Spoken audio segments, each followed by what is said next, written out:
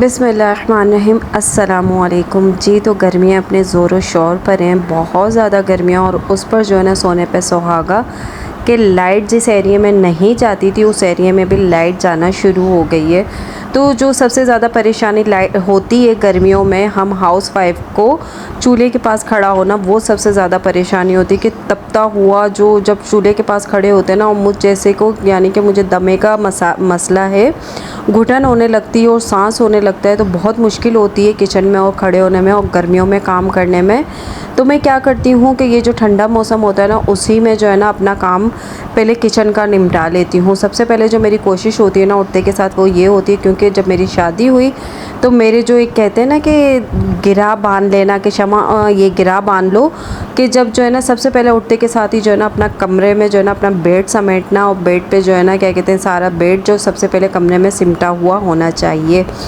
तो जी मेरी शुरू से यही रूटीन है। माशाल्लाह माशाल्लाह मेरी शादी को 15 साल हो चुके हैं और मेरे माशाल्लाह से 3 बच्चे हैं। तो मेरी शुरू से यही रूटीन है कि उठते के साथ ही पहले जो है ना मैं कमरे में बेड क्लीन करती हूँ, बेड के ऊपर जो तकिए वगैरह है वो सब सही से रखती हूँ, और उसके बाद जो है ना मैं कमरे की क्लीनिंग करनी हो तो क्लीनिंग करती हूँ। आज मैं आपके साथ क्लीनिंग शेयर कर रही हूँ, तो इस वजह से मैं आपके साथ डस्टिंग वगैरह सब शेयर कर रही हूँ। लेकिन उठते के साथ ही मैं सबसे पहले बेड क्लीन करती हूँ और उसके बाद मैं किचन में जाती हूँ।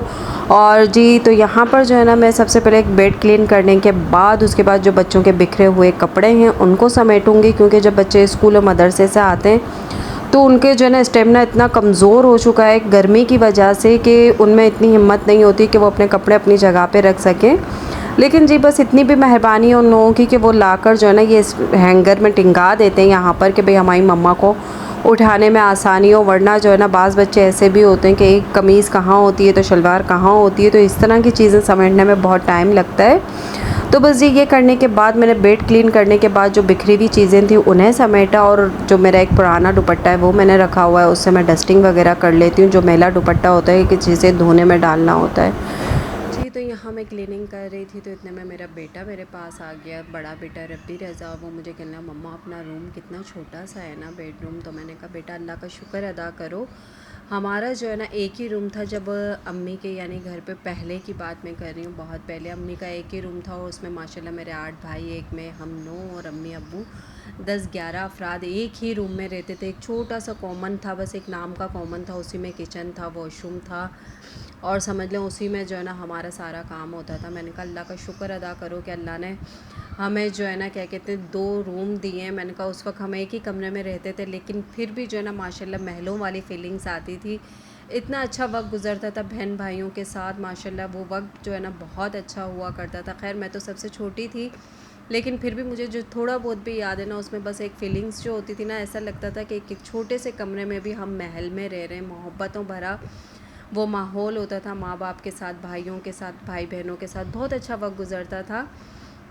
लेकिन आजकल जो है ना बड़े बड़े घरों में, खूबसूरत घरों में इतने बड़े बड़े घर होते हैं और बिल्कुल कम अफराद होते हैं, लेकिन फिर भी वो फीलिंग्स नहीं होती जो एक छोटे से घर में, एक छोटे से कमरे में हम सब रहा करते थे। लेकिन फीलिंग्स जो है ना महलों वाली होती थी कि हम जो है ना भाई महल में रह रहे हैं, मोहब्बत, प्यार और मोहब्बत के साथ। चटनी रोटी भी खाते थे, लेकिन अल्हम्दुलिल्लाह बहुत ज़्यादा खुशी होती थी, सुकून होता था।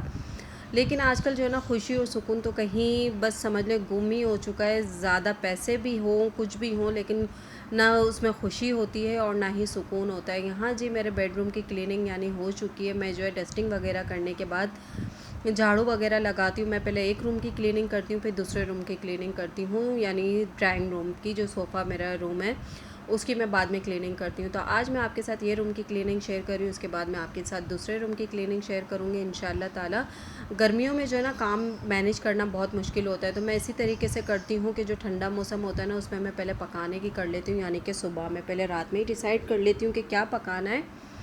तो जब सुबह में गैस भी आ रही होती है तो मैं सुबह में पका कर रख देती हूँ कि उस वक्त थोड़ा ठंडा मौसम होता है कि किचन में खड़े होने में ना थोड़ी आसानी होती है। और दोपहर का जो वक्त होता है ना उसमें ये मैं डस्टिंग वगैरह, झाड़ू पोछे वगैरह ये कर लेती हूँ। फिर शाम का वक्त होता है तो उसमें बच्चों के आराम, मेरा आराम का टाइम होता है। बस जो है ना चावल हो या रोटियाँ हो वो रह जाता है, तो फिर मैं बच्चों के साथ थोड़ा सा टाइम स्पेंड करती हूँ, उनके साथ टीवी वगैरह देखती हूँ, और उसके बाद जो है ना फिर चावल वगैरह डालने हों या रोटियाँ पकानी हो तो वो मैं पकाती हूँ। तो मेरा टाइम गर्मियाँ जो है ना अल्हम्दुलिल्लाह अच्छे से गुजर जाती हैं। कि परेशानी नहीं होती। हाँ, हो जाता है बाज़ बार कि बहुत ज़्यादा गर्मी हो जाती है, जब लाइट जाती है तो बहुत परेशानी हो जाती है। लेकिन जो है ना अपने काम को आप इस तरह मैनेज करेंगी कि काम को साथ लेके चलेंगी। उठते के साथ ही एक ये होता है मेरा कि मैं काम में लग जाती हूँ। काम में इस तरीके से लगती हूँ कि अगर सिलेंडर पे पकड़ा हो, चाय रख देती हूँ, आटा फ्रिज में से निकालती हूँ तो वो थोड़ा-सा गर्म हो रहा हो तो मैं तब तक जो है ना डस्टिंग वगैरह शुरू कर देती हूँ। हमेशा मेरे साथ यही होता है, वॉइस ओवर कर रही होती हूँ और एक जो है ना मेरा जो है ना कंटिन्यू बन जाता है कि बस अब ये मुझे वॉइस ओवर करनी है। बहुत ज़्यादा दिमाग में आ रहा होता है कि मुझे ये बात करनी है, वो बात करनी है, वो शेयर करना है और इतने में या तो हस्बैंड की कॉल आ जाती है या जब बच्चे ट्यूशन जाते हैं ना तो मैं उस वक्त वॉइस ओवर करती हूँ और बच्चे आ जाते हैं। यहाँ जी देखिए मेरी जो है ना बेडरूम की क्लीनिंग हो गई है। पाकिस्तानी हाउसवाइफ, पाकिस्तानी घराने की सादा सा ज़िंदगी और सादा सी क्लीनिंग। तो जी मेरा घर मेरी जन्नत लगता है जब जो है ना क्लीनिंग हो जाती है तो बहुत अच्छा घर लगता है। घर छोटा हो या बड़ा हो, घर को क्लीन कर कर रखना चाहिए तो एक अच्छी सी फीलिंग्स आती हैं, बहुत अच्छा लगता है जी। तो मेरा ये आज का ब्लॉग यहीं तक था। उम्मीद करती हूँ आपको पसंद आया होगा। अगर पसंद आए तो प्लीज़ मेरे साथ ज़रूर जुड़ जाइएगा। अस्सलाम वालेकुम, अल्लाह हाफ़िज़।